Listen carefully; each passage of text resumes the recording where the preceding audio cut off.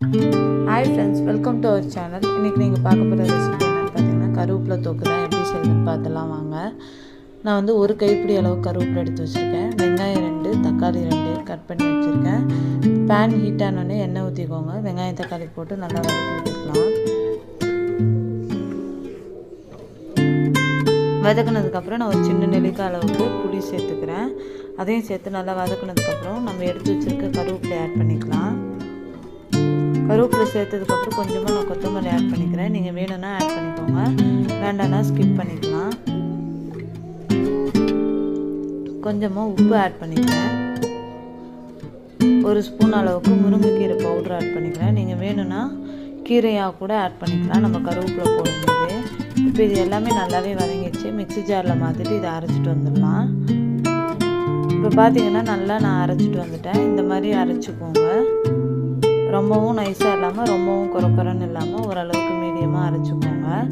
திரும்பவும் அதே பேனில் நான் எண்ணெய் ஊற்றி ஹீட் பண்ணிக்கிறேன். நான் வந்து கடலை எண்ணெயில் தான் செய்கிறேன். நீங்கள் வேணும்னாலும் நல்லெண்ணெயில் செஞ்சாலும் இது நல்லாவே இருக்கும். எண்ணெய் ஹீட் ஆகிறதுக்குள்ளே நான் வந்து காஷ்மீர் மிளகாத்தூள் ஒரு ஸ்பூன் அளவுக்கு ஆட் பண்ணிக்கிறேன். உங்களுக்கு கலர் நல்லா டார்க்காக வேணும் அப்படின்னா நீங்கள் 2 ஸ்பூன்லேருந்து 1.5 ஸ்பூன் அளவுக்கு ஆட் பண்ணிக்கோங்க. அது கூடவே நான் 1/2 ஸ்பூன் பெருங்காயம் ஆட் பண்ணிக்கிறேன். இப்போ ரெண்டுத்தையும் நல்லா மிக்ஸ் பண்ணி விட்டுக்கலாம். மிக்ஸ் பண்ணதுக்கப்புறம் நம்ம அரைச்சி வச்சுருக்க தொக்கை ஆட் பண்ணிவிட்டு அது கூடவே அதை கழுவி அந்த மிக்ஸி ஜாரை கழுவி தண்ணி சேர்த்துக்கோங்க. அதையுமே நல்லா நம்ம மிக்ஸ் பண்ணி விட்டுடலாம். இந்த மாதிரி ஒன்று சேர நல்லா கலக்கி விடுங்க.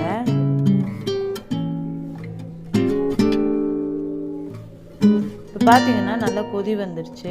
இந்த அளவுக்கு மூடி வச்சிடலாம். மூடி போட்டு கொதிக்க வச்சு இதை வந்து கிண்டணும். இப்போ பார்த்தீங்கன்னா நல்லா அந்த கொதிப்பு சலசலப்பெல்லாம் அடங்கி சூப்பராக தொக்கு ரெடி ஆகிடுச்சு.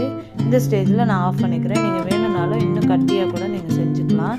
இந்த ரெசிபி உங்களுக்கு பிடிச்சிருந்தா லைக் பண்ணுங்கள், ஷேர் பண்ணுங்கள், சப்ஸ்கிரைப் பண்ணுங்கள். தேங்க்யூ.